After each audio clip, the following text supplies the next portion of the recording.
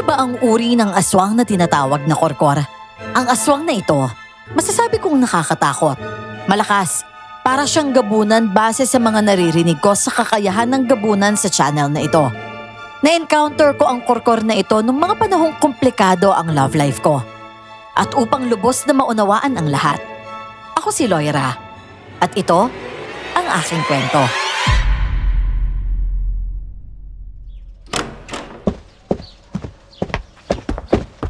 Babe, ano ba nangyari sa'yo? Kanina pa kita tinatawag pero parang wala ka talaga naririnig ah. Ano ba ang problema? Ano ba kasing meron kay Stella at hindi mo siya kayang iwasan? Na naman? Ano ba kasing mali sa kanya? Wala naman siyang ginagawang masama ah. Akala mo lang kasi walang mali. Akala mo lang normal lang ang lahat. James, may girlfriend kang tao. Ba't ba hindi mo makita yun? Ano? Ano ba? Wala ka bang pakialam sa nararamdaman ko? Hindi ba valid to?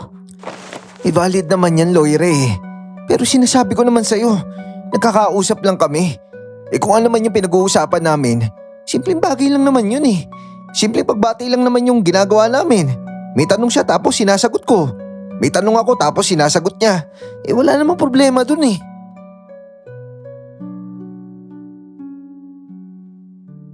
Nasa punto ako noon na hindi ko alam kung paano ipapaliwanag kay James ang ibig kong sabihin.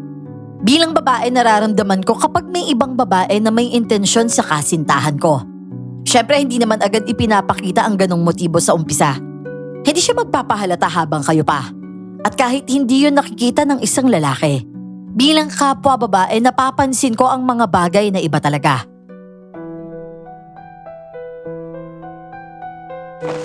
Loira, wala namang masama kung magselos ka. Pero ipakita mo naman sa akin na may rason ka. Na may dahilan ka kung bakit ka nagsiselos. Hindi naman yung basta-basta ka lang nagagalit sa akin. Tapos kapag tinatanong kita kung anong dahilan, wala ka naman sinasabi.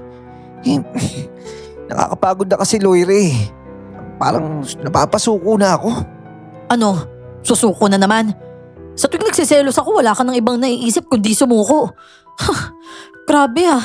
Wala na pala akong karapatang magselos ngayon? Wala nang karapatang magreklamo? Wala na akong karapatang magtanong? Kasi para sa'yo, toxic na agad ako? Nangangahulugan kasi na wala kang tiwala sa akin, Loire. May tiwala naman ako sa'yo, James. Pero sana naman naisip mo rin na hindi ako manhid. Sana naman may konsiderasyon ka rin sa nararamdaman ko. Alam mo, hindi na to maayos. Wala na tayong sa relasyon na to. Bakit hindi na lang natin to itigil?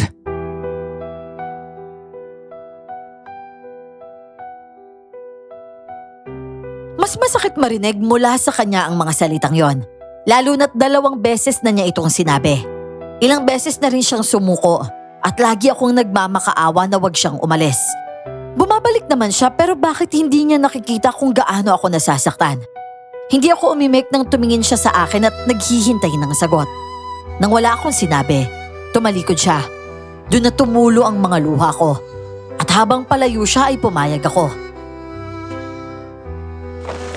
O sige, hindi na rin naman ako naging maayos na babae sa relasyon na to eh. Naging toxic na ako para sa'yo. Babaeng nananakal. Babaeng madaling iwan dahil hindi maganda yung ugali. Bakit mo nga ba pipiliin yung isang taong hindi mo naman talaga mahal? Ano? Sino naman nagsabi sa'yo na hindi kita mahal? Kailangan ko pa bang ipaliwanag sa'yo, James? Ano ba dapat ang itsura ng pagmamahal? Mahal kita. Pero bakit pagdating sa akin parang hindi mo kayang magtanong? Hindi mo kayang mag-isip kung ano yung nararamdaman ko? Kasi nga meron akong tiwala sa'yo, Loira. Ano ba? Kasi wala naman talaga akong ginagawa na sisira sa tiwala mo. May nakikita ka bang kinakausap ko? May nakikita ka ba na nakikipagtawanan ako sa ibang lalaki? Wala, James. Bago ka pa gawin yung kahit anong bagay, iniisip muna kita. Ganyan ako magmahal. Bakit ikaw? Paano ka ba magmahal? Ipaliwanag mo nga sa akin kung ano yung pagmamahal na sinasabi mo. Nagsiselos lang ako tapos iiwan mo na ako. Ganun ba yun? Nasaan yung pagmamahal dun? Pinagtalo na namin noon kung ano ba talaga ang ibig sabihin ng pagmamahal. Sabi niya tiwala ang kailangan at binigay ko naman yon. Pero paano ako magtitiwala kung patuloy pa rin siyang nakikisama sa taong alam kong may ibang agenda? At ang araw na yon, tinalikuran namin ang isa't isa. Para sa akin ang bilis niyang sumuko. Parang napakadali lang akong iwan. Wala akong magawa kundi umiyak hanggang hapon. hanggang mapansin ako ng pinsan kong guro sa daycare.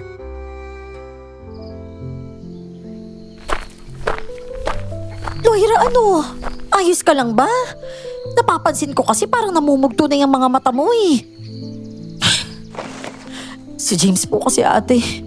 Hindi ko na nga alam kung mahal ba talaga ako ng taong yun. Oh, bakit naman? Nag-away na naman ba kayo? Kasi kasalanan ko po ba? Sa tingin mo ba ate wala talagang ibang agenda si Stella kay James? Di ba babae ka rin? Naiintindihan mo naman siguro kung ano ibig ko sabihin, di ba? At saka, kilala mo naman si Stella. Ay nako, kung mahal ka talaga ni James, iiwasan niya yung babaeng pinagsesolosan mo, no? Walang tanong kung bakit ganito, kung bakit ganon. Iiwas na lang siya basta alam niya sumasama yung loob mo. Eh kung hindi niya kayang gawin yan, mababaw lang yung pagmamahal niya sa'yo. Nasasakal kasi siya sa akin eh.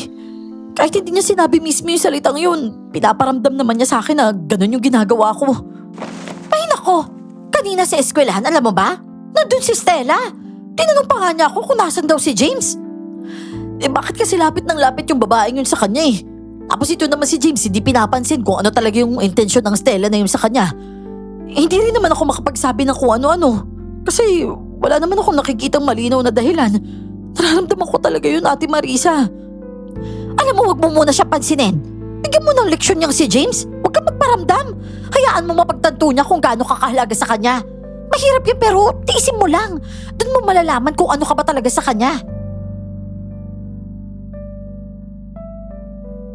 Umiiwas talaga ako kapag nakikita kong paparating siya. May tindahan ako sa bahay, pero umalis ako at hinayaang bantayan yon ng bunsong kapatid ni Ate Marisa.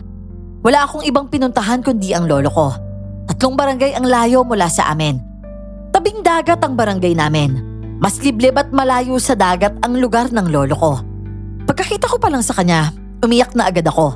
Sa kanya ko lang nailabas ang lahat ng nararamdaman ko.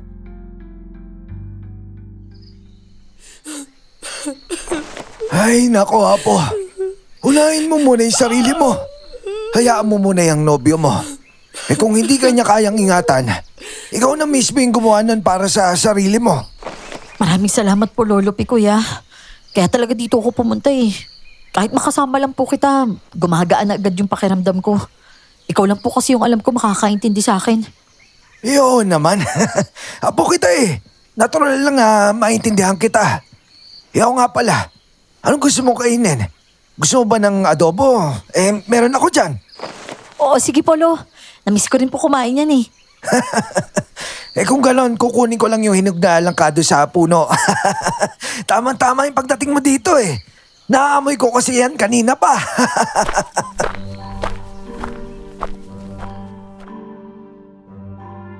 Nang umalis si Lolo ay lumabas naman ako ng bahay at naglibot-libot. Nagpakita ako sa mga taong naroon. Kilala rin kasi ako ng mga yon. At hindi nga nagtagal. Nakarating ako sa isang tindahan kung saan may pasugalan. At doon ko narinig ang usapan ng mga tao. Tungkol nga sa isang taong natagpo ang patay sa nabanggit nilang lugar. Hindi raw mismo sa lugar na yon, kundi sa isang kalapit na barangay na malapit sa bundok. Brutal daw ang pagkamatay nito at halos wala nang itinira sa katawan. Nakakapagtaka nga at sobrang nakakahindik ang ganong balita. Lalo na't ganon kabangis ang pagkamatay nila.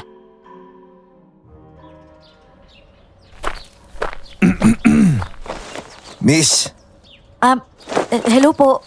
Ano po kailangan nyo? bago ka lang ba dito? Ako kasi bago lang ako dito eh. Hindi naman sa bago. Taga rito kasi yung lolo ko eh at saka dati rin ako nakatira dito. Namamasyal lang talaga ako ngayon. Ganun ba? Ako nga pala si Bon. Ako yung bagong may-ari ng pasugalan dito. Ibig sabihin, binenta na pala yung pasugalan na to? Hindi naman sa binenta. Natalo ko sa sugal yung dati may-ari niyan eh. Kung ganun, kawawa pala siya. Wala na siyang negosyo ngayon. Ako ba naman yung patulan niya? Kaya yun, dahil ako yung nanalo, nakuha ko yung pasugalan niya. Kung tutuusin naman kasi, malupit din naman kasi siya sa sugal. Sinasabi nila dati wala nga raw makakatalo sa kanya eh. Tapos ngayon, ayan, nakahanap tuloy siya ng katapat. Nga pala, bago ka rin pala sa lugar na to? Hindi ka ba natatakot doon sa balita? Hindi naman. Pero nagtataka ako. Nagtatanong din ako kung paano nangyari yun at kung anong klase nilalang ba talaga yung pumatay sa taong yun. Grabe no? Parang ang laki ng galit ng gumawa nun. O baka hindi talaga tao yung gumawa nun. Hindi ba taga rito ka? Sa tingin mo, may aswang sa lugar nyo? Aswang? Oo, aswang. Kasi yung ganong paraan ng pagpatay, parang aswang yung gumawa nun eh. Sa totoo lang hindi ko alam. Wala naman kasing ganitong balita dati. Wala rin naman nagsasabi na nakakakita sila ng aswang. Ba't mo ba naisip na may aswang? Yung paraan ng pagpatay niya eh. Parang gawain talaga ng aswang. Pero hindi pa naman ako nakakakita ng aswang. Talaga naisip ko lang dahil sa nangyari. Kung ganun. Pero hindi ko talaga alam eh. Wala naman nakakapagsabi na may aswang dito. Sugarol, oo, marami.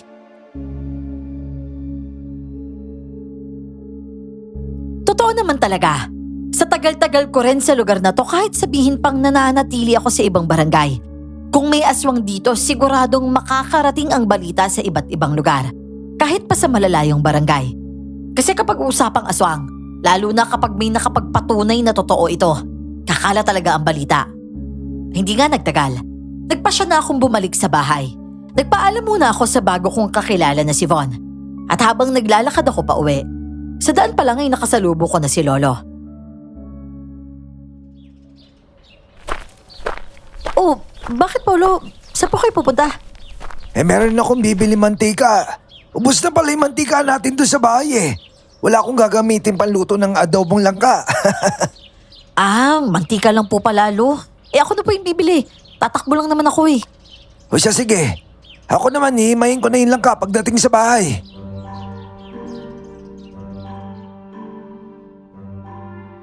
Madaming curious sa adobong langka. Hinog na langka na niluluto sa bawang at mantika. Isa yung pagkaing itinuro sa akin ni Lolo.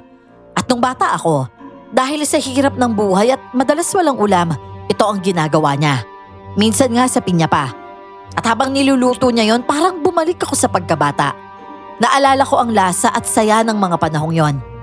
Habang kumakain kami, napag-usapan din namin ni Lolo ang mga nangyari sa lugar. Ay nako, may ganong pangyayari nga rito.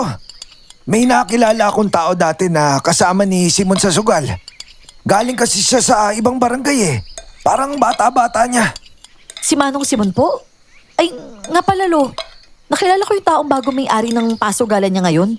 Ang sabi niya natalo raw niya si Manong Simon sa sugal eh. Ewan ko ba dyan kay Simon? Ang tapang niyan tinaya yung pasugalan niya para lang patunayan na kaya niya manalo. Kaso ayun, ang saklap, natalo. Nadali tuloy yung pasugalan niya. Balita ko nga ipapagawa daw ng bagong may-ari yung pasugalan na yun. Palalakihin daw para lalo lumakas. Nako, di lalo pong dadami yung mga basag ulo dito sa lugar niyo, Lo. Kung ganun nga yung mangyayari, wala naman tayong magagawa, di ba? Kung ayaw mo masangkot sa gulo, huwag ka na lang talaga magsugal. Kung sa bagay po. Lo, ang sarap po talaga ng ulam natin Mukhang mauubos ko to sinain nyo ngayon. Sige lang, kumain ka lang. Marami pa yan. Kapag kulang yung kanin di magsaing tayo ulit. Naku, wag na po, Lo. Busog na rin naman po ako dito eh.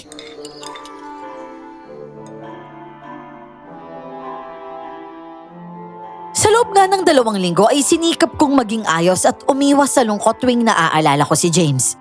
Gumagala ako, nakikipag-usap sa mga tao at tumatambay sa tindahan. Sumasama rin ako sa mga kaibigan ko para malibang.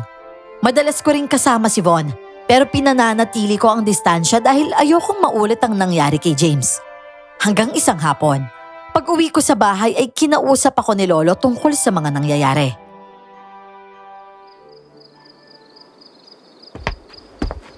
Loira, alam mo ba kanina nandito si James? Hinahanap ka.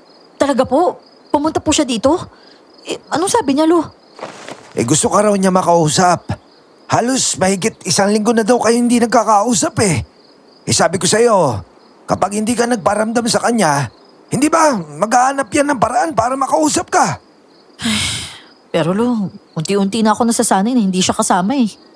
Abay, bakit? Wala ka na bang pagmamahal sa kanya? Hindi ko po alam. Ay, nako. Loira, mag-ingat ka sa pagtakas mo sa sarili mong emosyon ha. Hindi kita nakikitang umiiyak ni minsan, pero nakikita kita malungkot. At kapag nalulungkot ka, gumagawa ka ng paraan para malibang. Apo, naiipon yan eh.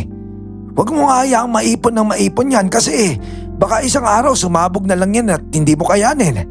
Basta, babalik daw siya dito bukas.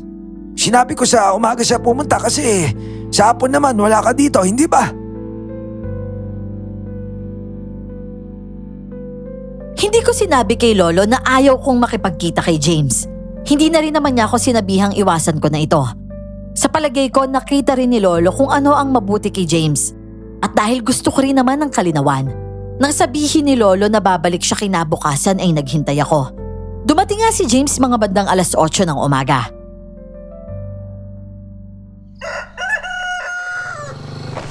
Oh, Apo, nandito na si James. Sige iyo, pumasok ka lang doon sa loob. Maraming salamat po, Lolo. Babe. Oh, ba't ka pa pumunta dito? Akala ko ba hindi mo kayang hindi pansinin yung si Stella? Kasi di ba pinaglalaban mo siya? Babe naman eh. Ilang beses ko ba ulitin sa'yo na wala akong nararamdaman sa babaeng yun? Pero hindi ako nandito para makipagtalo. Kasalanan ko rin naman hindi kita inintindi. Nakatutok lang ako sa kung ano yung nakikita ko. Sa kung ano lang yung alam kong ginagawa ko. Wala naman ako nakikita masama na ginagawa ko sa kanya eh. Kaya pakiramdam ko pinagbibintangan mo lang ako. Hindi ko nakita dati yung punto mo eh. Kaya pasensya na talaga, Loira. At bakit ngayon mo lang naisip yan? Kung wala ka namang ginagawang masama at pakiramdam mo pinagbibintangan lang kita, ba't ka nandito? Loira, pangako. Iiwasan ko na si Stella para sa'yo. Kaya yan yung gusto mo. Huwag mong gawin yan dahil yan yung gusto ko. Kasi ang ibig sabihin niya, sumusunod ka lang sa utos ng girlfriend mo. Hindi dahil naisip mo mismo na may konsiderasyon kang huwag akong masaktan kapag pinagpatuloy mo pa yan. Magkaiba yun. Oo na, Loira. Kahit ano pang tawag mo dito. Ayaw mo sa kanya, sige. Iiwasan ko na yan. Nagpapasalamat ako na siya ang unang lumapit. Pero ang hindi ko nagustuhan, yung umiwas siya sa babae dahil yun ang utos ko. Hindi dahil kusa niyang naisip na masasaktan ako. Siguro yun ang hinahanap ng isang babae. Yung lalaking marunong umiwas dahil alam niyang masasaktan ng girlfriend niya. At doon ako nahirapan kay James. Hindi ko kasi naramdaman ang pagpapahalaga niya sa akin. Bakit kailangan pa kaming hindi mag-usap ng mahigit 1 linggo bago niya yun gawin? Buwi ka na sa atin, babe. Oh. Namimiss na kita kasama eh. Ang lungkot ng buong linggo na wala ka doon. Hindi rin kita matawagan kasi hindi ko alam kung paano kita makakausap eh. O sige na, mauna ka na doon. Saka na ako babalik doon kapag naramdaman ko na yung halaga ko sa'yo. Babe naman. Nagmatigas pa rin ako noon at pinili kong magpaiwan kay Lolo. Hindi na ako umiiyak pero ramdam ko pa rin ang sakit. At yun ang gusto kong takasan. Kaya halos walang pahinga akong naglinis ng bahay ni Lolo hanggang sa mapagod ako at makatulog. Kinabukasan, nagyaya ang mga madalas kong kasama na pumunta sa malawak na fish pond para nga mamingwit kami. Pag-aari kasi yon ng kaedad ni Lolo. At sumama rin si Von dahil curious siya sa lugar na yon.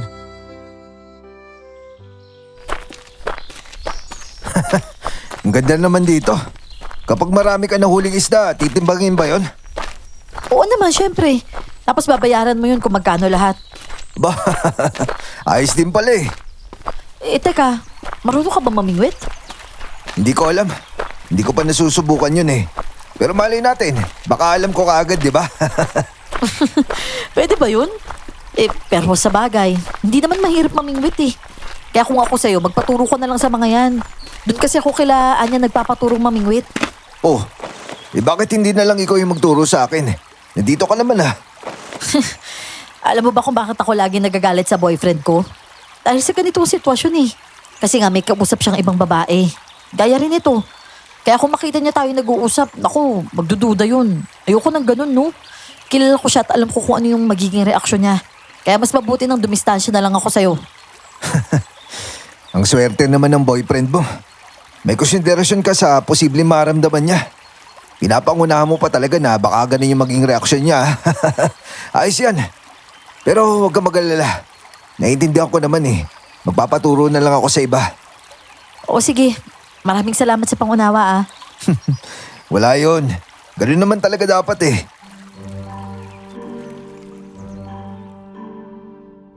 Para sa akin noon ay sapat nang nagbibigay ako ng pansin at hindi ko kailangan makipag-close. Kaya nang magpaturo siya sa iba, hinayaan ko na lang. Napansin kong hindi naman siya mabilis matuto habang ako na may nakikisama sa mga kapwa kong babae.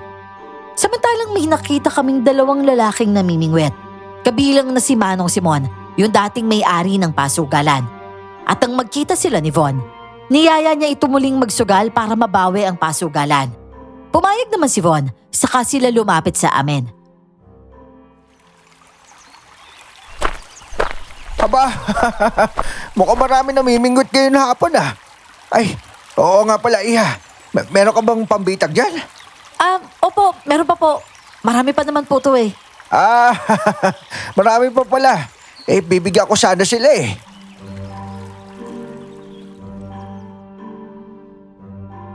Kilala bilang magaling sa sugal ang taong yon. Hindi ko rin akalaing pati sa pamimingwet ay magaling din pala siya. At sa totoo lang, nang makarami na siya ng huli ay kusa siyang nag-alok na tumulong sa amin. At dahil doon nakakuha ako ng sapat na dami ng isda. Naku Mang Simon, masyado na po itong madami. Dalawa lang naman po kami ni Lolo sa bahay. Ah, ganun ba? Eh, sige, ibibigay ko na lang sa iba. Oh, sino ba may gusto dyan? Oh, sa inyo na to oh. Magaling naman si Manong Simon mamingwit. May nakukuha agad siya eh. Magpakuha na lang kayo sa kanya ah. Agad ngang lumapit yung mga kasama ko na hirap makabingwit kaya naman pinakuha niya ang mga isda. At ako naman, nakipagkwentuhan na lang. Pagsapit ng 6:00 ay nagsiuwi na kami. Pero dumiretso sila sa pasugalan para panoorin ang laban ni Von at Manong Simon. Umuwi na ako para hindi gabihin at nagluto ng ulam. Makalipas nga ang 3 araw. Binisita ako ni James kay Lolo. May dala siyang bulaklak para makipagbate. Pagod na rin naman ako sa tampuhan, kaya naman isinantabi ko na ang nangyari kay Stella. Ang mahalaga ako ang pinili niya. Lo, pasensya na po ah. Pero kukunin ko na po ulit si Loira tapos iuwi ko po sa amin. Eh wala namang kaso yun iho eh. Ang importante nagkaayos na kayo. At saka sa susunod kung ano man yung problema nyo, pag-usapan nyo na maigi. Respeto sa ayaw ng isa't isa.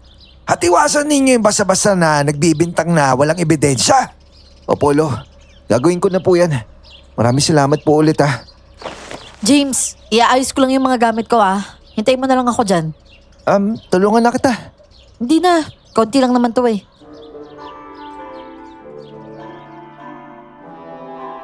Pagkatapos ko ngang mag-impake ay agad kaming umalis ni James. Bumalik kami sa lugar namin, yung malapit sa dagat.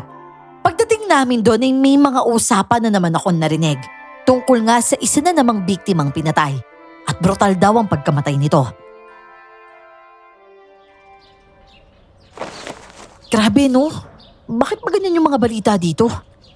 Ewan ko. Mainit na balita yan dito Siyempre, brutal yung pagkamatay ng taong yun. Halos tadtad yung katawan niya Parang nangyari rin pala yan doon sa lugar nila Lolo. Bakit kaya may mga ganun na ngayon no? Hindi ko rin alam, Loira. Pero hayaan mo na. Tara na. Kaya alam mo, maraming bata yung naghihintay sa'yo dito.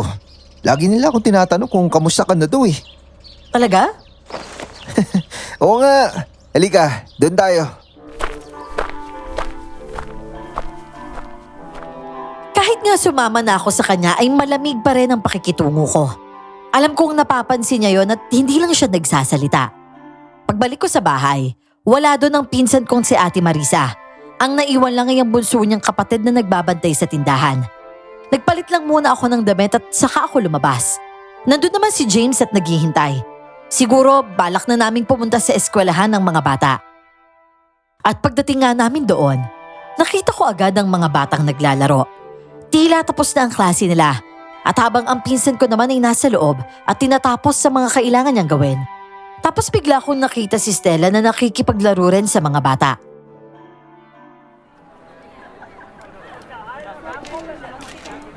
Ate Loira! Nandito na si Ate Loira! Ate Loira, tagal mo po nawala. Saan ka po ba pumunta? Namasyal lang ako doon kay Lolo. Bakit? Namiss mo ba ako? Oo naman po. Di ba, Junjun? Opo ate, kamusta ka na po Ate Loira? Okay naman ako, Junjun. Oh, Loira, tagal mo nawala Mahigit 2 linggo rin yun May dahilan kasi kung bakit ako nawala. Dahilan? Ano dahilan? Ay, oo nga pala, James. Naalala mo yung sinabi ko nung nakaraang araw? Ano, tutuloy ka ba doon? Sinabi? Anong sinabi? Wala naman ako natatandaan nun Anong hindi mo natatandaan? Malinaw kaya na sinabi mong oo.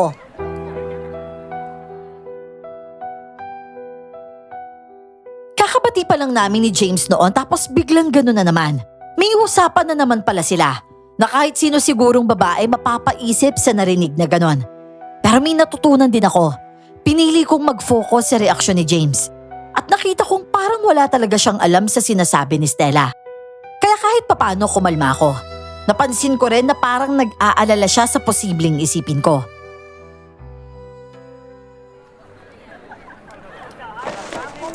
Hindi ko talaga maalala yung sinabi mo. Baka nagkakamali ka lang, Stella.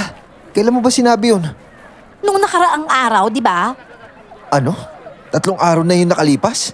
Oo. Wala ako dito nun Ay, nung ano pala. Oh, di ba? Malinaw na wala kang sinabi sa kanya. Kaya kung ako sa'yo, Stella, huwag ka nang gumawa ng kwento. Hindi naman ako magagalit kay James Ha? Pero may sinabi talaga ako. Alam mo, sana wala kang intensyong sirain kami sa ginagawa mong yan. 3 araw na yung nakalipas. Nandun siya sa akin at kinakausap niya ako tungkol sa pagbabalik niya dito. Kaya malinaw na wala kang sinabi sa kanya. Baka hindi nga ako yung sinabihan mo, Stella. Baka iba yun at di mo lang maalala. Tandaan mo nga mabuti. Ay, oo nga. Siguro nga si iba yun. Baka hindi ko lang talaga maalala. O siya, sige na. Iiwan ko na muna kayo Marami pa kasi akong gagawin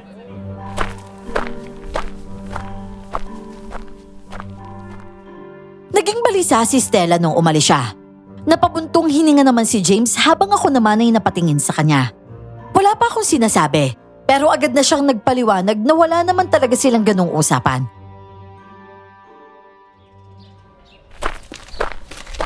Oh, relax ka lang. Naniniwala naman ako na wala kayong ganong usapan Pero yung ibig ko sabihin tungkol sa kanya, nakikita mo na ba yun ngayon? Wala kayong usapan, di ba? Ba't niya sinabi yun? Ano yung dahilan niya para sabihin sa'yo yun?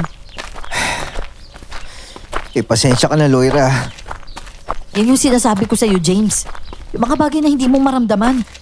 Bilang babae, nararamdaman ko na yan simula pa lang. Kaya nga dapat nakikinig ka sa akin Sino ba naman ako para pakinggan mo, di ba? Ako lang naman yung nagbigay ng titulo bilang girlfriend mo. Pero hindi mo naman magawang pahalagahan o ingatan yun. Kaya nga pasensya na Nagkamali talaga ako kaya sorry na. Sa susunod, makikiramdam na ako. Sana nga.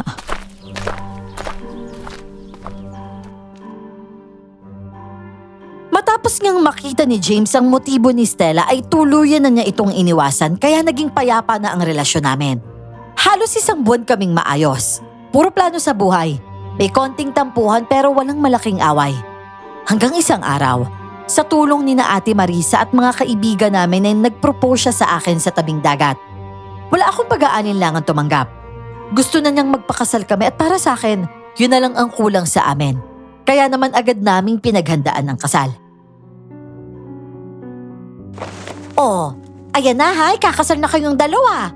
Kaya matuto kayong maging open sa isa't isa. Kung may reklamo, pag-usapan niyo agad.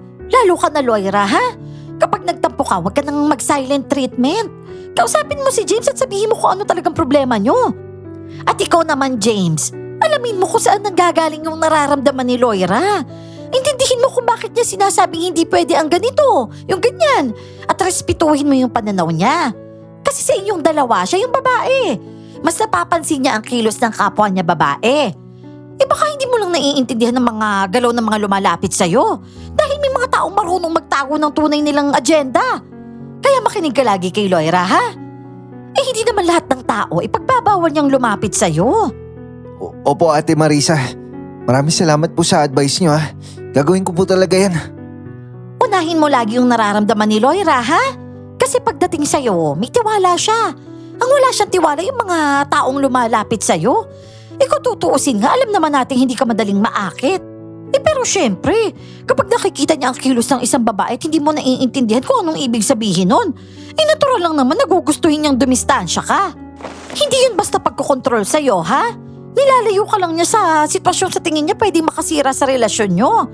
Huwag mo kayaang umabot sa puntong kailangan ka pa niyang turuan kung paano mo siya iingatan. Opo ate. Pasensya na po talaga. At ikaw naman kasi, Loira, huwag puro silent treatment. Matuto ka rin kontrolin yung mga salita mo kapag masama yung loob mo.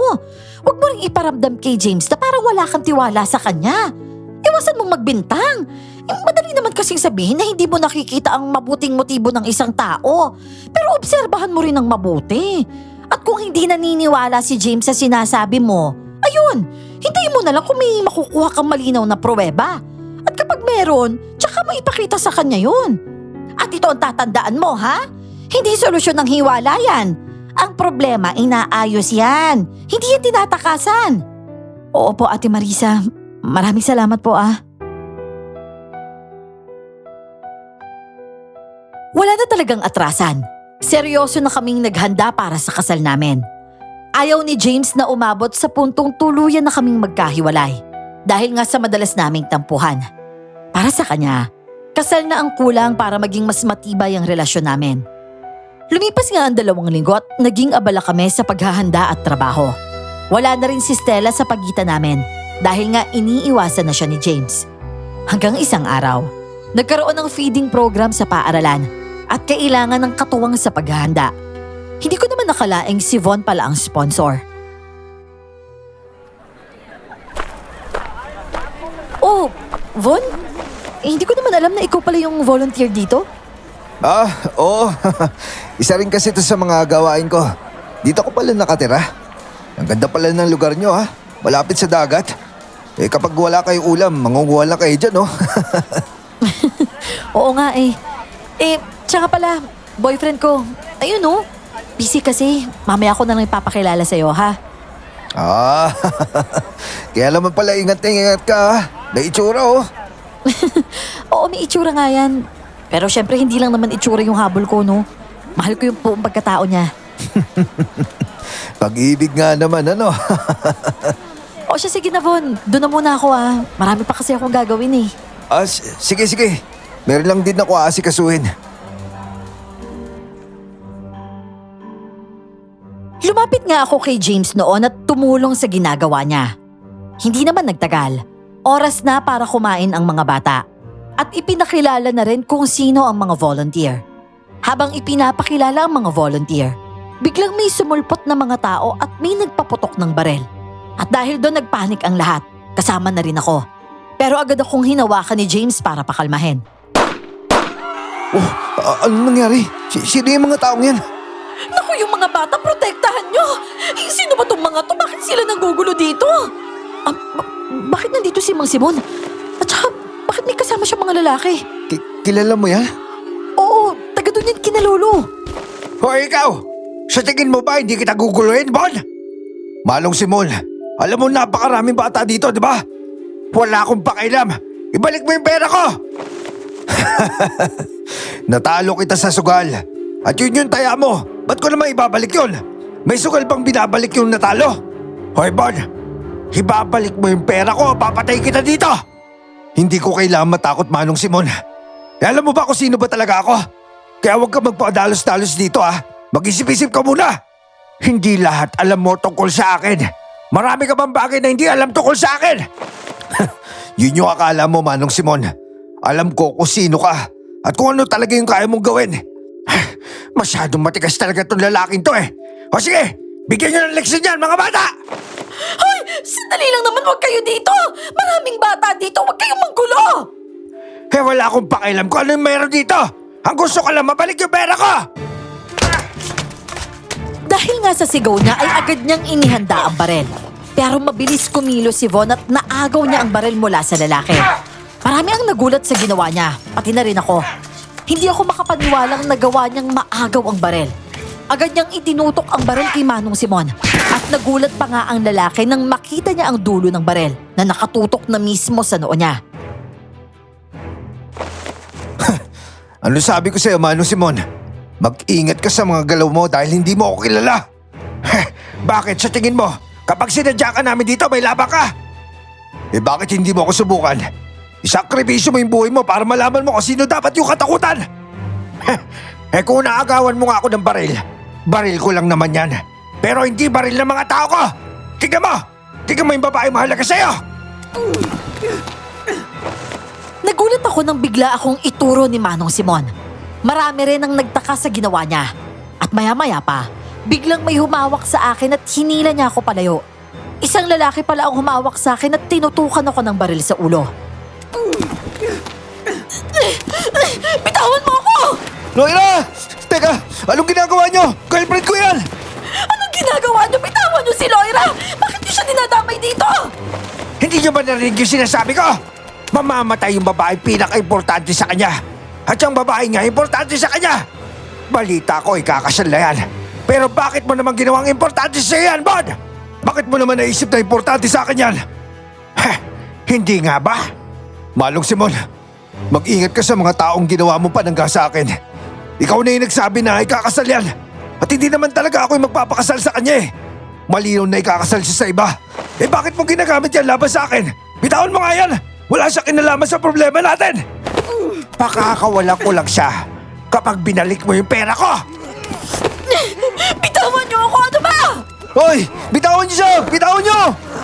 James! James, sandali lang! Baka masaktan ka dyan! Bitawan mo nga ako! Wala akong pakialam kung masaktan ako. Nakikita mo naman yung nangyayari, di ba? Gusto ko lang naman sabihin na huwag ka magpadalos-dalos. May paraan naman eh. Pakawalan niyo yung pinsan ko. Wala siyang kinalaman sa kahit anong gulo niyo dito.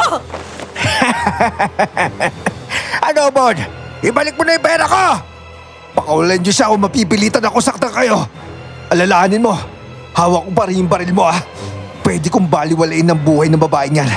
Pero kapag kinalbit ko tong gatilyo, mawawala ka kagad sa mundo. Puisit naman kasi. Bitawan niyo na yung girlfriend ko. Bitawan niyo! James! James, huwag kumalma ka. Baka barilin ka nila. Pakawalan niyo siya o papatay kita! Alam ko may pakailam ka sa buhay mo. Pero ako, wala akong pakailam sa buhay niya. Kahit mamatay siya, hindi ako magluluksa. Ikaw kapag namatay ka, ano? Isa! Babalikan din kitang hayop ka. O sige na mga bata, bitawan niyo! Agad nga akong binitawan ng dalawang lalaking may hawak sa akin. Sinalo naman ako ni James bago pa ako tuluyang matumba dahil marahas nila akong itinulak ng pakawalan. At pagkatapos nun, umalis din ang mga taong yon pero nag-iwan sila ng banta kay Von. Nang makaalis sila, biglang naging sobrang tahimik ng paligid. Inasikaso ni na Ate Marisa at Stella ang mga batang takot na takot. Halos puro iyak lang ang naririnig namin at si James naman halos hindi pa makaimik.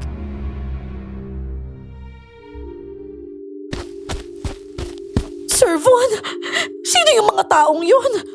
Pasensya na kayo't nadamay pa kayo sa gulong ginawa ng taong yon. Hindi ko rin kasi inaasahan pupunta siya dito eh. Ang totoo, naglaro kami ng sugal. Natalo siya dahil malaki yung tinaya niya. Ang buong akala ko tinanggap na niya yung pagkatalo niya. Nang makuha ko yung pasugalan niya dahil nanalo ako, binigay naman talaga niya eh. Walang kahit anong gulo yung nangyari dati. Pero sinabi niyang labanan ko ulit siya para mabawi yung pasugalan niya. Kaya nagtaya ulit siya ng malaking halaga. Tapos tumaya din ako. Tinaya ko yung pasugalan niya. Kaso nanalo ulit ako eh. Ang buong akala ko tinanggap niya na yon. Hindi ko naman inakala na susugod siya sa mga tao dito. Oh, ano naman kinalaman ni Loira sa laro niyo? Walang alam si Loira sa laro namin. Hindi siya nanonood ng sugal. Kaya hindi ko alam kung bakit ginamit siya bilang bitag sa akin. Tapos sinabi niyang importante siya sa akin. Pero maniwala ka sa akin pre, hindi totoo yun. Talaga? Nakita ko kayo nag-uusap kanina eh. Wala lang yun sa akin dahil nag-uusap lang naman kayo. Pero ngayon, napapaisip ako. Nang dumating yung lalaking yun tapos ginamit siya laban sa'yo. Babe naman, ang sabi ko kanina. Loira, hayaan mo siya magpaliwanag sa mga tanong ko. Nakakilala ko si Loira sa lugar kung saan nakatira yung lolo niya. Nandun kasi yung pasugalan eh. Nagkakilala kami dahil sa simpleng usap. Tinanong ko lang siya kung bago siya doon.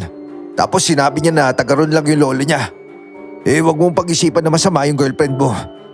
Siya nga mismo yung nagsabi sa akin na may boyfriend siya eh. At hindi siya pwede makausap ng basta-basta.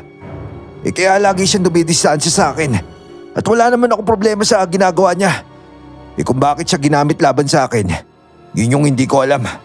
Oh, narinig mo naman yung panig niya, James, di ba? At sa tingin ko, totoo naman yung sinasabi niya.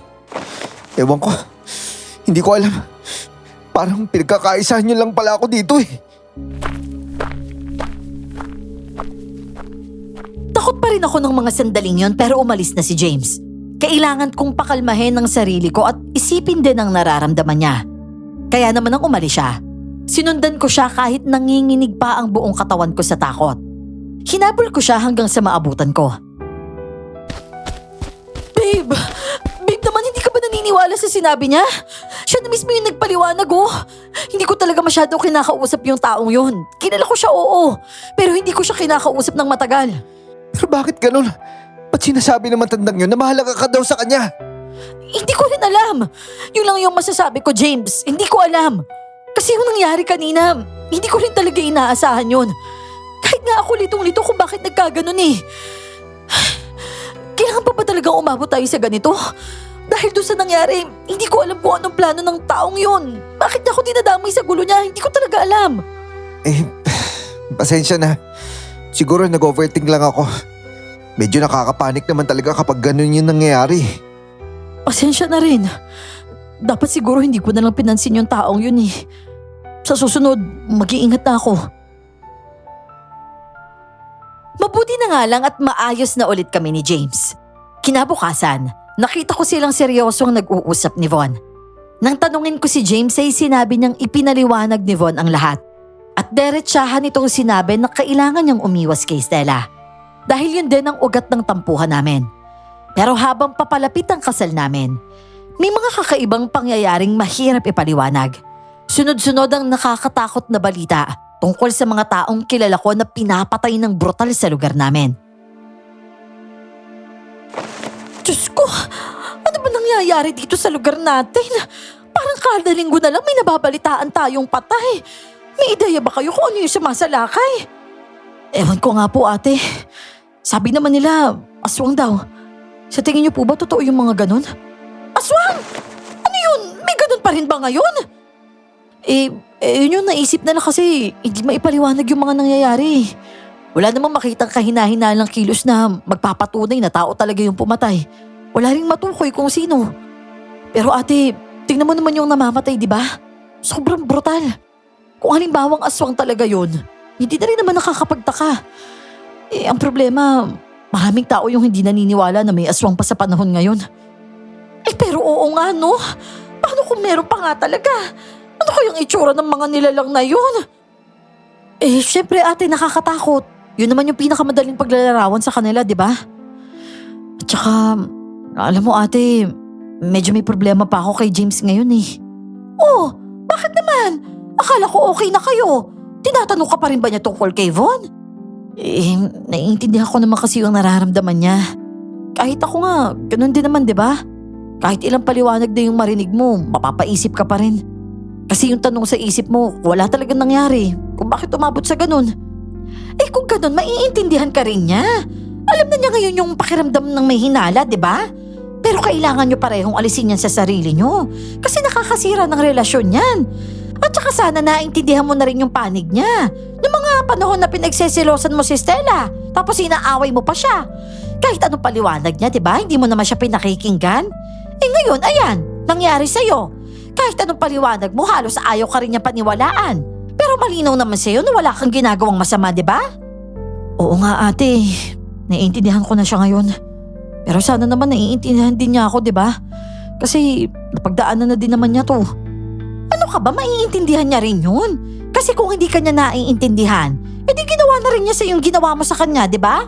Baka nga sinabi na niyang hindi na niya itutuloy yung kasal ninyo eh.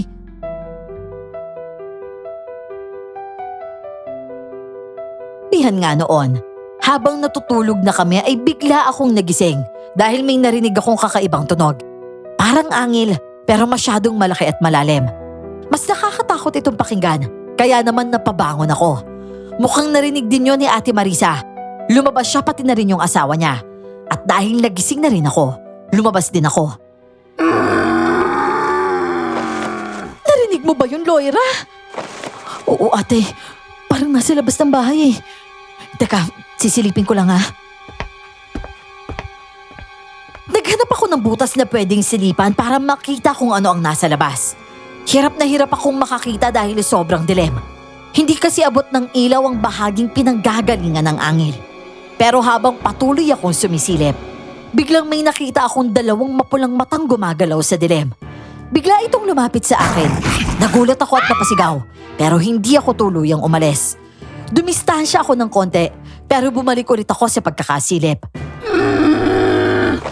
Hindi ko hayaan matuloy ang kasal niyo. Akin ka lang. Tandaan mo yan, Loira! Ano? Sino ka? Ba't mo pipigilan yung kasal namin? Diyos ko, Loira, bakit ganon? Bakit parang kilala ka niya? Hindi ko po alam, ate. Ang sabi niya hindi niya daw hahayaang matuloy yung kasal ko. Ano?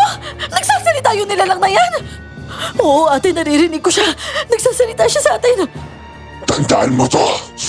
Walang kasal ang mangyayari. Tandaan mo yan. Akin ka lang dapat. Nakita kong unti-unting nawala sa dilim ang dalawang pulang matang yon. Kinabahan ako sa banta na iniwan niya. Kilala ko ng nilalang na yon. At paano kung kilala ko rin ang taong yon? Lahat kami sa loob ng bahay ay ganun din ang tanong. Pero walang kahit sino sa amin ang nakakaalam ng sagot. Kinabukasan, sinabi ko kay James ang tungkol sa nilalang na nakita ko. Para mas maniwala siya ay isinama ko si Ate Marisa. Para siya mismo ang magkwento sa kanya tungkol sa nangyari. Malaking angil. Tapos parang malalim. Pula din yung mata niya sa dilim. Ano yan? Aswang? Ganun na nga, James. Yan din yung hinala namin. Kung tutuusin, posible nga yan. Ang dami namamatay ngayon eh. Pero bakit ganun yung sinabi niya? Sino kaya talaga yung nilalang na yun? Di ba may anyong tao rin yung mga ganun? Oo, yun yung sabi ng mga matatanda. At kahit naman sa mga kwento, may anyong tao daw yung mga aswang na yan. Kaya posibleng kakilala natin yon. O pwedeng kakilala natin lahat. O baka kakakilala mo lang, babe. E doon sa lugar ng lolo mo, wala na bang ibang lalaking nagkagusto sa'yo doon? Kasi di ba si Bon, hindi naman ganun. Nag-usap kami tapos pinaliwanag niya sa akin yung lahat. Sinabi niya kung paano mo siya iniwasan. Hindi ko rin alam eh. Wala naman ako nakakausap ng mga lalaki doon. Maliban doon sa mga nakakasama ko kapag namimingwit kami sa fish pond. Pero mas close ako sa mga babae doon kaysa sa mga lalaki. Tsaka mukhang malabo naman na maging aswang sila. Hindi natin alam, Loira. Baka may mga taong hindi mo naman nakakausap o hindi mo kilala pero ikaw kilala ka nila. Posibleng ganun ang aswang. Ikuha naman yung plano niya sa araw ng kasal. Isang malaking bagay ang ginawa niya kagabi. Pinaalam niya sa atin yung presensya niya. Kaya may panahon tayo para maganda dito. Pero babe, hindi ka ba natatakot? Natatakot kasi ako eh. Baka mamaya sila kain niya tayo. Subukan niya lang. Hindi ako uuro sa kanya. Habang karamihan ay masaya at excited sa nalalapit na kasal, takot ang nararamdaman ko dahil ilang gabi na akong binibisita ng aswang. Tinutukso pa nga ako nito at sinasabing hindi matutuloy ang kasal. Kaya mag-ingat kami sa mga iimbitahan namin. Ipinaliwanag ni James na nagpapalit lang ito ng anyo sa gabi, habang tao naman sa umaga. At dahil nga umaga ang kasal namin, kahit papano ay napalagay ang loob ko. Hanggang dumating ang linggong hindi kami kailangang magkita ni James. Ano ka ba, Loira? Bakit parang hindi ka mapakali dyan? Iniisip mo pa rin ba si James? Siyempre naman ate, hindi naman kami magkikita nun eh. Paano kung may gawin na masama sa kanya yung aswang na yun? Mag-iingat yun, ano ka ba? Baka nga gaya mo iniisip at inaalala ka rin niya. Yan na nga po ate. Alam kong inaalala niya rin ako. Pareho kami nang iniisip. Bakit kasi kailangan hindi muna kami magkita? Dahil kailangan nga. Pamahiin niyo ng mga matatanda. At kailangan lang natin yung sundin, ha? Darating din yung araw na magkikita kayo. Pero sa simbahan na yun. Kaya kumalma ka lang dyan. Poprotektahan ka namin dito. At siya naman poprotektahan ng pamilya niya. Eh, nga pala ha? Bukas alas 7 ng gabi darating yung tatay mo. Gagabihin talaga siya dahil malayo yung pinanggalingan niya.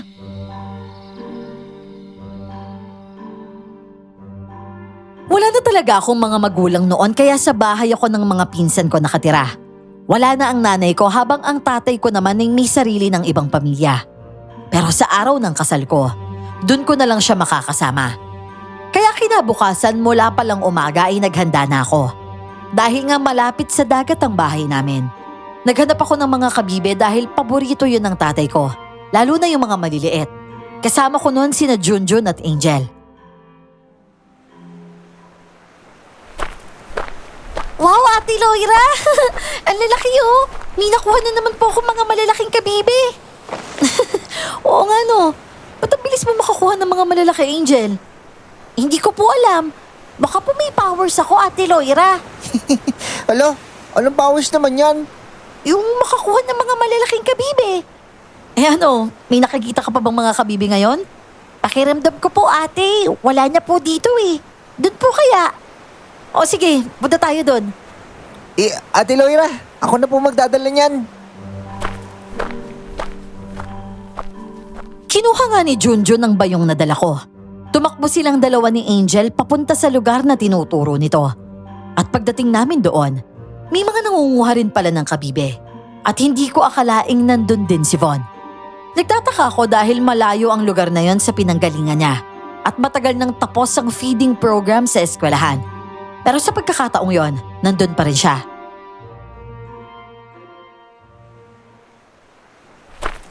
Oh, si Sir Von yun ah! Nandito rin siya? Hala, nandito nga si Sir Bon. Nangunguha rin pala siya ng kabibe. Pero sino yung kasama niya? Hayaan nyo na lang yan ha. Huwag nyo nalapitan. Eh magtatanong lang naman po kami ate. Sir Von! Sir Von, bakit ka po nandito? Oo nga po, Sir Bon. Ba't po kayo nandito? Wala na nga akong nagawa sa ginawa ng mga bata. Hindi ko sila napigilan at talagang nakalapit sila kay Von. Wala akong magawa kundi hayaan na lang sila. Pero sa totoo lang, sana hindi na lang sila lumapit. Kaya nga ako umiwas dahil ayokong may makakita at muling magkaroon ng sasabihin kay James. Bukas na kasi ang kasal namin. At dahil nga lumapit ang mga bata kay Von, pinili ko na lang na ipagpatuloy ang pangunguha ng mga kabibe. Siya naman ay pinansin ng mga bata at sinagot ang mga tanong nila.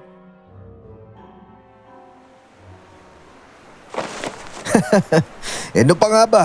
Di nangunguha ako ng kabibe. Libre lang naman manguha dito sa dagat ah. Opo. Marami po talagang kabibi dito. Marami nga rin po si Ate Royera na nakuha eh.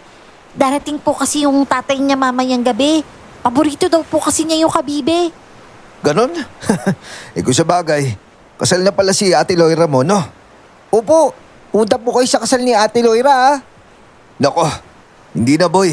Baka busy ako sa araw na yun. Marami akong gagawin eh. Oh, at saka hindi ka naman imbitado, di ba? Ba't ka naman pupunta? Kaya nga hindi ako pupunta doon. Dahil kahit imbitahan ako, busy nga ako, di ba? Bigla ka na lang susulpot tapos yan pa yung sasabihin mo. Dahil naman sa narinig kong usapan ay lumayo na lang ako at pumunta sa tahimik na lugar para mamulot ako ng kabibe. Habang mag-isa ay nakaramdam ako ng kakaiba sa paligid pero wala akong nakita. Maya-maya pa, bigla akong nahilo. Umikot ang paningin ko at para akong masusuka. Hanggang sa nawalan nga ako ng malay. Nang magising ako ay si James agad ang nakita ko. Gulat pa nga akong bumangon at pinakiramdaman ko ang sarili ko. Pero nagulat ako na wala na akong nararamdamang sakit.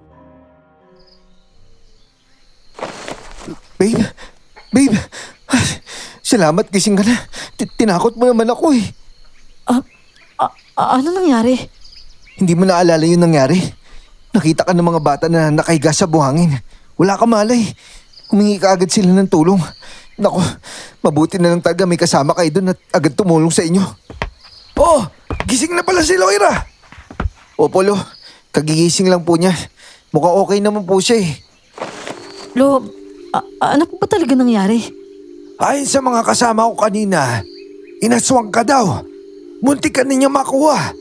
Mabuti na nga lang at dumating ka agad yung tulong sa'yo. May kasama po kayo kanina? Tapos, inaswang po ako, sabi niya?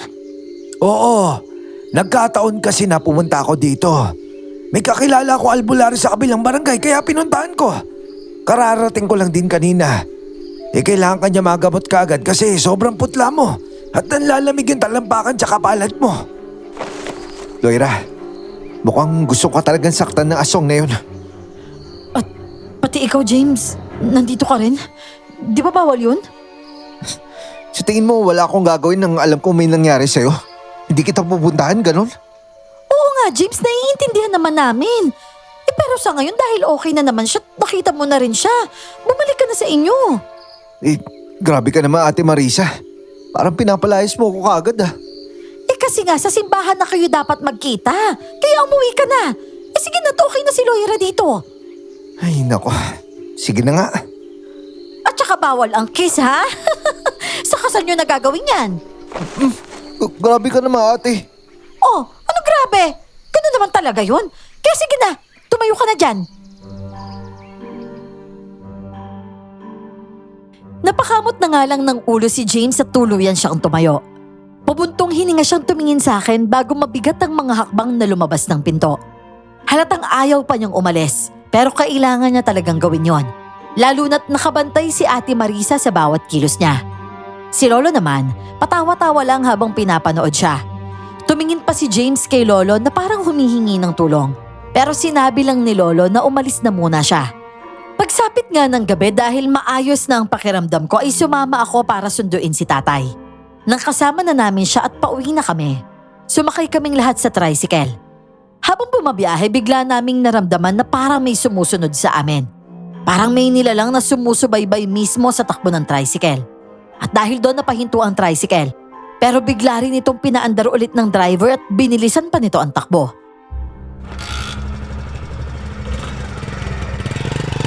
Diyos ko, Loira! Ano ba nangyayari?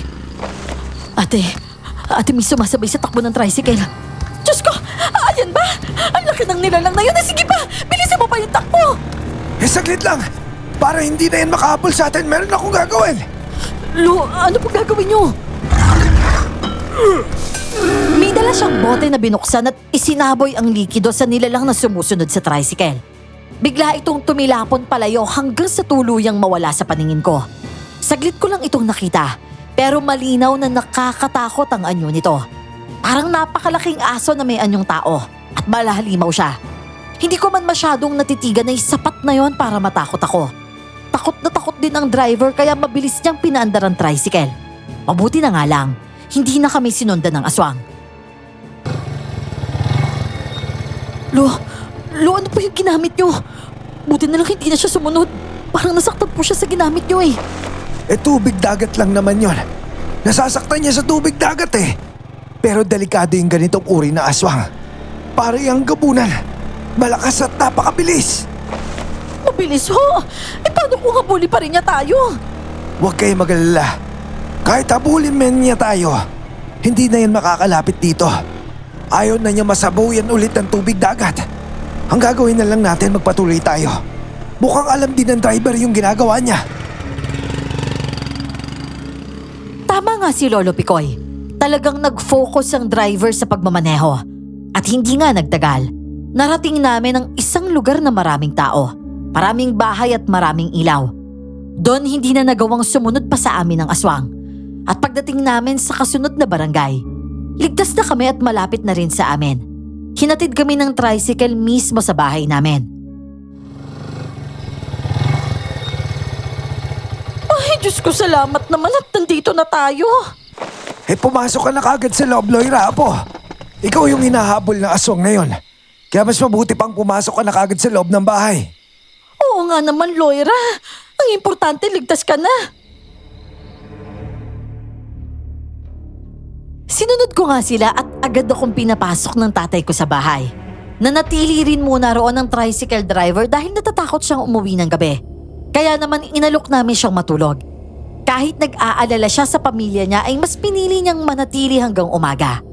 At kinabukasan, bisperas na yun ng kasal. Nagsimula na kaming mag-ayos ng bahay nun. At habang tumutulong ako, lalo ako nasasabik. Ang ganda kasi ng lahat. At sa wakas ay mapapangasawa ko na si James. At habang buhay na yon. Kumalma ka nga muna, Loira. Wala namang manggugulo sa kasal niyo mamaya. Kasi naman Ate Marisa, natatakot ako sa banta ng aswang na yun eh. Siyempre hindi natin alam kung ano talaga yung pakay niya. Ano ka ba? Hindi siya magtatagumpay. Hindi natin hahayaang mangyari yun. Kaya kumalma ka lang dyan. Sige na. Isuot mo na yung trahe de boda mo. O sige po ate. Maraming salamat po ah. Lalo na sa ganito ko nararamdaman ngayon. Nandyan ka talaga para sa akin. Siyempre naman, ano ka ba? Pinsan mo ko, no? At kasama mo talaga ako sa okasyong to. Napakahalagang pangyayari kaya to sa buhay mo. Siyempre, lagi ako nasa tabi mo, alam mo yan.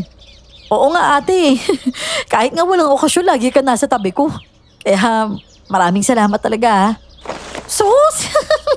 Ang drama mo naman. Sige na, halika na. Isuot mo na to ha. Excited na akong makita to sa'yo eh.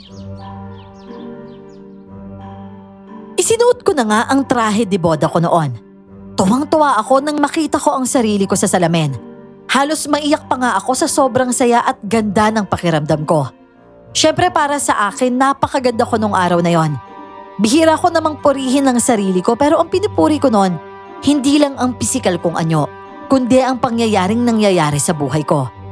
Isang malaking karangalan bilang isang babae ang maiharap ka sa altar ng lalaking mahal mo. At doon pa lang, parang naiiyak na ako.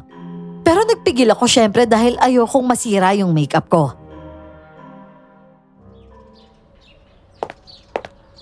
Wow, Ate Loira!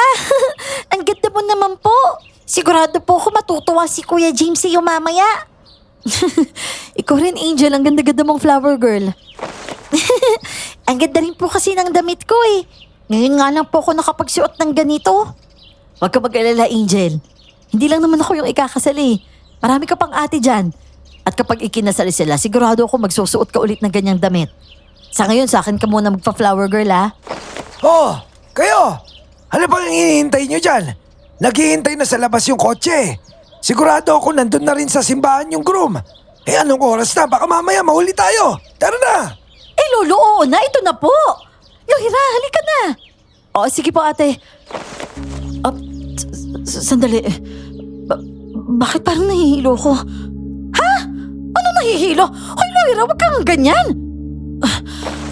Ate, nahihilo talaga ako. Ang sama na pakiramdam ko.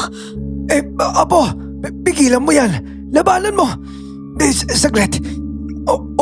Ito, inumin mo. Walang sabi-sabi ay may pinainom sa akin si Lolo. Hindi na ako nakapagtanong kung ano yon. Basta inilapit niya ang bote sa bibig ko at mabilis ko rin naman yung ininom. Wala itong lasa. Ang amoy nito ay parang dahon lang. Pero ilang sandali matapos kong inumin, unti-unti kong naramdaman na nawawala ang pagkahilo ko.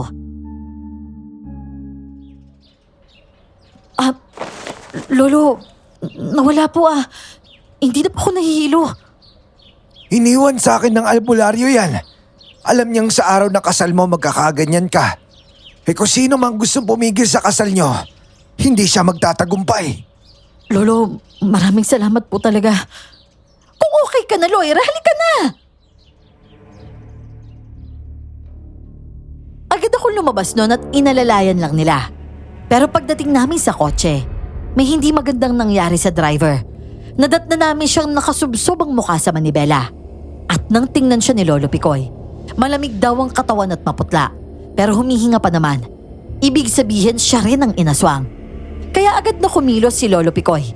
Pinahiran niya ng kung ano ang noo ng driver pati na rin ang mga palad nito. At may ipinasinghot din sa kanya. Hinilot-hilot niya ito ng konti. At makalipas nga ang ilang minuto, unti-unti ring nakabawi ng lakas ng driver. Bakit talaga naman yung aswang na yon? Gumagawa talaga ng paraan para hindi matuloy yung kasal nyo. Ano ba gusto nung visit na yon? Hayaan na natin yon. Sige na Apo, pumasok ka na. Nilagyan ko na ng proteksyon yung sasakyan. Kaya ligtas kayo ng driver dyan sa loob. Huwag kang mag-alala. Nakasunod lamang kami sa'yo. Agad nga ako sumakay sa kotse. Maayos naman ang pagmamaneho ng driver. Yun nga lang, panay ang tingin ko sa oras at mukhang mahuhuli talaga kami. Sinikap naman niyang makarating agad sa simbahan, pero ang dami naming naging harang sa daan. Muntik pa nga kaming makasagasa ng asong biglang tumawid. Mabuti na nga lang at biglang nakapreno ang driver kaya hindi niya nasaktan yung aso. Pero dahil sa biglang paghinto, tumama ang ulo ko at nagkabukol pa ako noon. At nang makarating nga kami sa simbahan ay halos maiyak ako sa sobrang pasasalamat. Nandun na kasi halos lahat, pati ang pamilya ni James. Pero ayon sa kanila ay muntik na raw mahimatay si James. Mabuti na nga lang at naagapan siya at nakabawi rin ang lakas.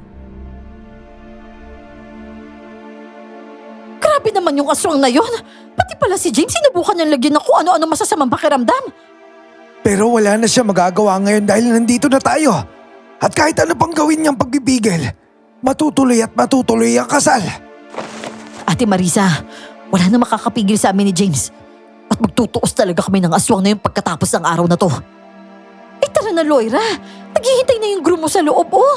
Ayusin na natin yung sarili natin.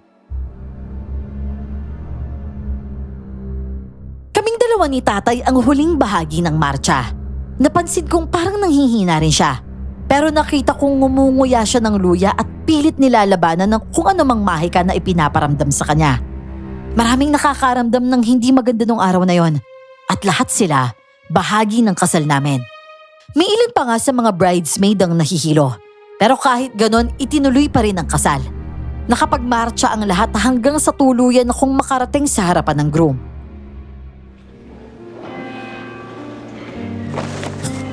Sa wakas, nandito ka na sa harap ko. Akala ko nga kanina, hindi ako makakarating dito eh. Ako rin, James.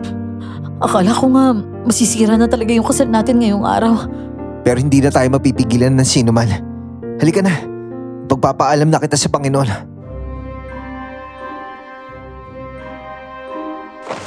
Napaka-emosyonal talaga ni James noon.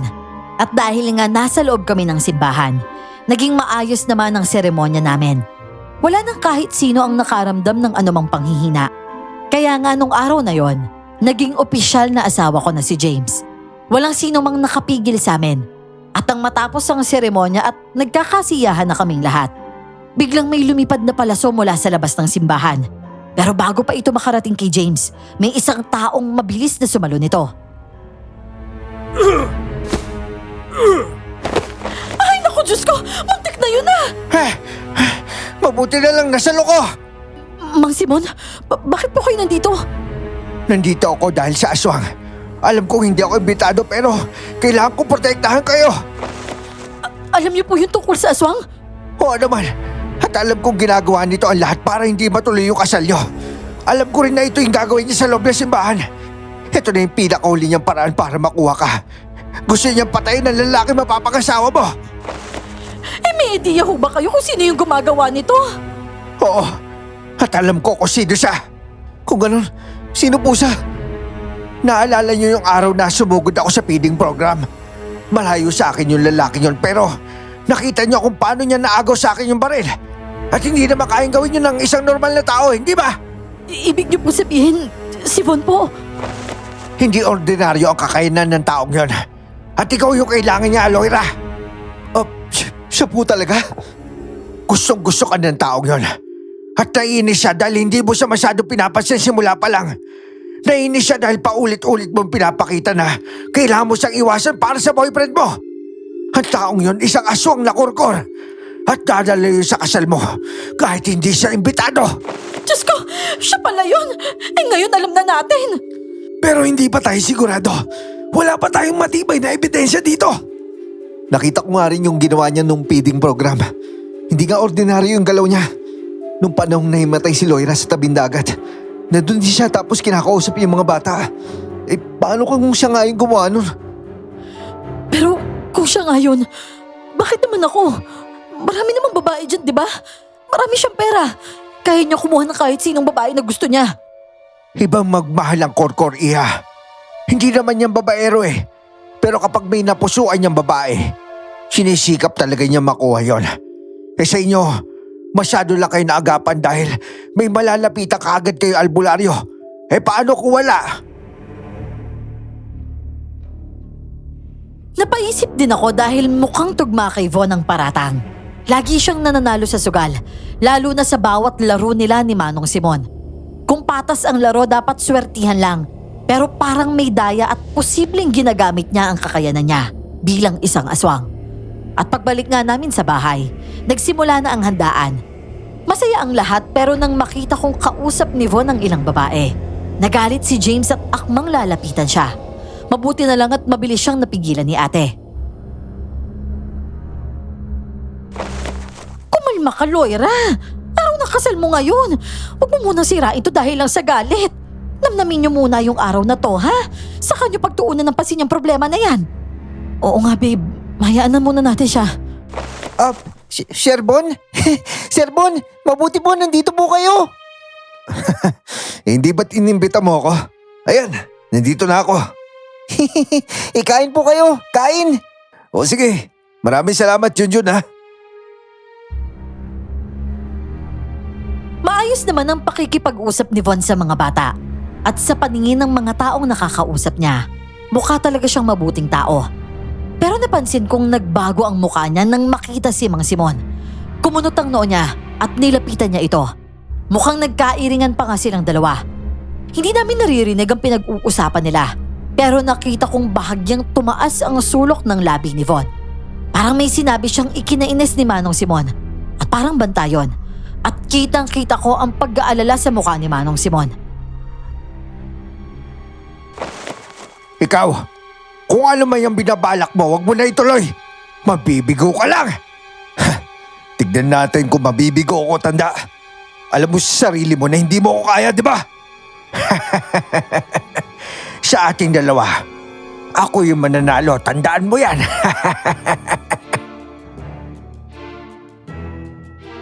Bandang 3:00 nga ng hapon ay biglang may isang babaeng umubo ng sunod-sunod na parang nagsusuka habang hawak ang lalamunan niya. Agad na lumapit si Von at hinagod ang likod ng dalagitang yon.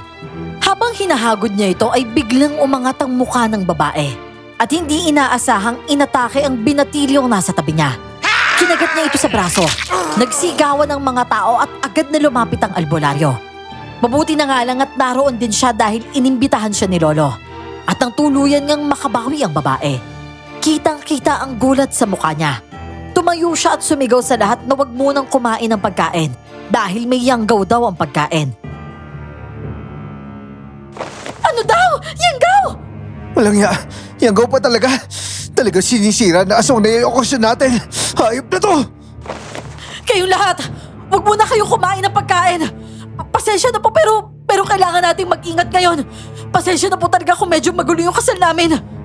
Lagyan nyo ng kalamansi yung pagkain. Ipakita nyo sa akin magiging reaksyon nito. Ako yung magsasabi kung pwede nyo to kainin o hindi. Hindi natin nahayaan masira ang kasal na to dahil lang sa pambihirang aswang na yan. Kaya kung sino ka man, mahuhuli rin kita. Magtutuos tayong dalawa. Wala kang karapatan sirain ang kasal na apo ko. Ganun nga ang ginawa ng mga tao. Pero marami pa rin ang piniling wag na lang kumain. May ilan ding nagdesisyong umuwi na lang. At talagang nakakalungkot yun para sa akin. Araw ng kasal ko naman, yun ang pinakamasayang araw dapat sa buhay ko. Pero ganun lang ang nangyari. Hindi na nga nakapagpigil si James. Lumapit siya kay Von at walang sabi-sabing sinuntok ito sa mukha.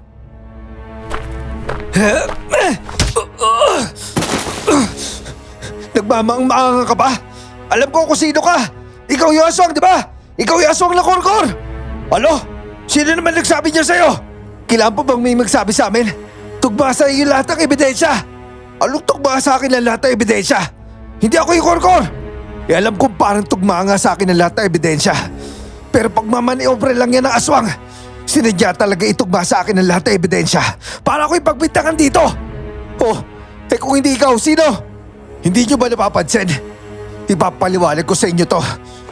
Loira, alam mo yan, di ba? Wala tayong solido koneksyon. Nagkakilala lang tayo tapos nadamay lang ako dito. Pero hindi totoo may gusto ako sa'yo. Hindi ka ba nagtataka kung bakit bigla ka nalang ginamit ang taong to? Laban sa akin no araw ng PD program. Kasi girlfriend ka ni James. Walang ibang tao may gusto sa'yo, Loira. Pero kay James meron. Ano? Bakit sa akin? Huwag mong baliktarin ang kwento. Malinaw naman na ikaw yung nasa likod ng lahat to. Talaga ba? Hindi ba't yung anak mo yon? Ano? Si Stella? Ano? Talagang mandadamay ka pa talaga ng ibang tao para mapagtakpan yung sarili mo? Anong pagdadamay ng tao? Anak mo yan! At yung anak mo patay na patay kay James yun. At para hindi halata, pinapalabas mo na ako yung aswang na may gusto kay Laura. Ginamit mo lang ako. Ginamit mo lang yung pangalan ko. Isang malaking pagkakamali yan. Kasi kaya ko patunayan ngayon mismo na ikaw yung aswang dito. Sinusuportahan mo ang kagustuhan ng anak mong yan. Oh, sandali lang naman. Ba't ba ako nadamay dyan? Oh, hindi ba totoo? Nagreklamo ka sa tatay mo. Gusto mo si James pero ikakasal na siya. At ang tatay mo to gagawin ng lahat para sa'yo. Para lang makuha mo si James sa kabila ng pagiging aswang niya. Hayop ka! Huwag kang gumawa ng kwento dito! Hindi ako gumagawa ng kwento. Papatunayan ko pa sa inyo ngayon mismo! Buisit ka! Ano to sinabi mo sa akin? Tubig dagat yan. At meron ako dalan dito kahit anong oras, kahit umaga. Mapipilita ka talaga magpalitaan nyo bilang aswang! Ano? Buisit ka! Hayop ka! Hindi ba dito? Nagsigawan nga ang mga tao. Saksi ang lahat sa nangyayari kahit tirik na tirik pa ang araw. Bandang 4:00 pa lang kasi ng hapon yon at nasaksihan naming lahat ang unti-unting pagbabago ng anyo ni Manong Simon. Dahil nakatutok ang lahat sa kanya, walang nakapansin na tumakbo pala si Stella palayo. Ako naman, dahil sa galit ko sa kanya ay agad ko siyang sinundan. Paminsan-minsan ay napapalingon pa rin ako sa nangyayari kay Manong Simon.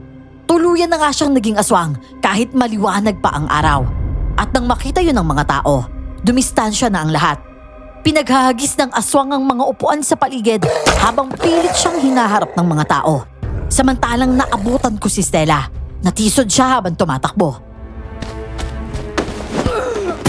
Napakakapal talaga ng mukha mo, Stella! Ikaw naman pala yung may gusto kay James eh! Hayop ka talaga! Hindi ka dito, punong-puno na ako sa'yo! Bitawan mo nga ako, Loira! Bitawan mo ako! At bakit kita bibitawan? Hindi ka dito! Panoorin mo yung ginagawa nila sa tatay mong aswang! Talagang aagawin mo pa talaga sa akin si James? Malinis ang lahi ko samantalang sa'yo napakarumi! Nakakatiri ka! Mas nakakatiri ka dahil nahalikan ko na yung boyfriend mo! Sinong maniniwala sa iyong hangal ka, ha? Bakit mo ako sinampal? Ang sakit ng mukha ko! Hayop ka talaga! Kahit kailan hindi gugustuhin ni James na matikman yung labi mong amoy imburnal. Lahat ng aswang mababaho. Paano ko magugustuhan ng boyfriend ko, ha? Kapal ng mukha mo, syumera ka? Halika nga dito. Kinaladkad ko talaga siya pabalik sa kinaroroonan ng mga tao. Sa sobrang galit ko, ibinuhos ko ang buong lakas ko sa kanya. Lumapit din si Ate Marisa at tumulong sa paghila kay Stella. Pinaluhod namin siya sa harapan ng ama niyang nilalabanan naman ni Navon. Malakas talaga ang aswang, pero kitang-kita rin nahihirapan ito dahil sa init ng araw. Maraming taong lumalaban sa kanya. May ilan pa ngang nasugatan, pero patuloy pa rin silang lumalaban. Tay! Tay, tama na! Tama na, tigilan niyo na yung tatay ko! Kawalan niyo yan ako! Kung gusto niyo ako saktan, ako na lang! Huwag niyo na siyang idamay! Kailangan niyang makita to dahil sakim siya kagaya mo! Siyang may kagustuhan ng lahat ng to, kaya kailangan niyang makita kung ano yung ginawa niyo! Hindi biro ang ginawa niyo sa pinsan ko! At sa mismong kasal nila, sinira niyo yung pinakamasayang araw ng buhay niya! At kahit kailan, hindi ko mapapatawad ang ginawa niyo sa apo ko. Sige mga kasama, patayin natin tong aswang na to. Wala nang dapat kawaan dito. Mananakit lang yan ng mga tao. At sigurado ako siya rin yung pumapatay sa mga tao sa lugar natin. Totoo yan. Alam ko siya yung pumapatay ng mga tao dito. At para malaman mo, Manong Simon, magaling ako sa sugal, oo. Pero hindi ako basta sugarol. Ikaw talaga sinadya kong hanapin sa lugar na yon. Dahil may mga namamatay. Inaalam ko talaga kung sino talaga yung aswang. Nalaman ko ikaw yon. Eh magaling ka nga.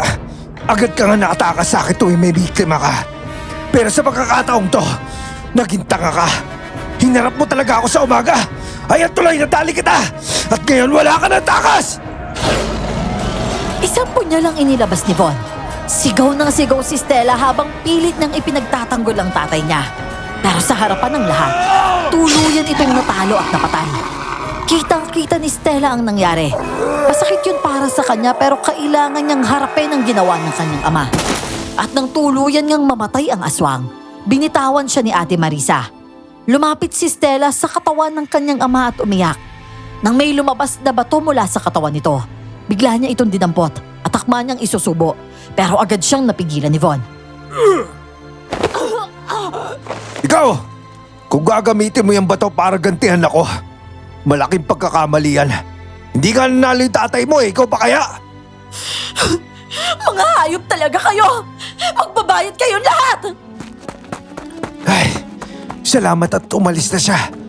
Wala nang iba pang mamamatay dahil sa ginagawa niya. Patay na ang aswang. Mabuti na lang at nahuli natin siya ng araw. Sa pagkakaalam ko, mahirap siya kalabanin kapag gabi. Mahirap talaga siya talunin sa gabi. Kaya sa umaga ko siya tinapatan. Nabutas ko ang proteksyon niya nang harapin niya mismo ako nang ibunyag niya yung sarili niya. Mababawasan ang proteksyon ng isang aswang kapag nabubunyag ang sekreto niya. Kaya yan, ito yung nangyari. Hindi siya nag-iingat eh.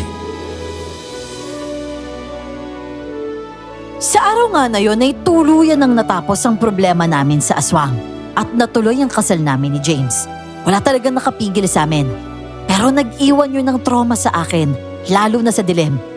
Sa tulong naman at suporta ni James, unti-unti akong nakarecover. Ngayon ay may anak na kami at masaya nang nagsasama. Wala nang hadlang sa aming relasyon. Maraming salamat po Miss Clark sa pagkakataong maibahagi ang kwento ko. God bless po sa inyong lahat. At ako po muli ito si Loira. Lubos na gumagalang. Uy, teka, kayong gaw. wait. Teka.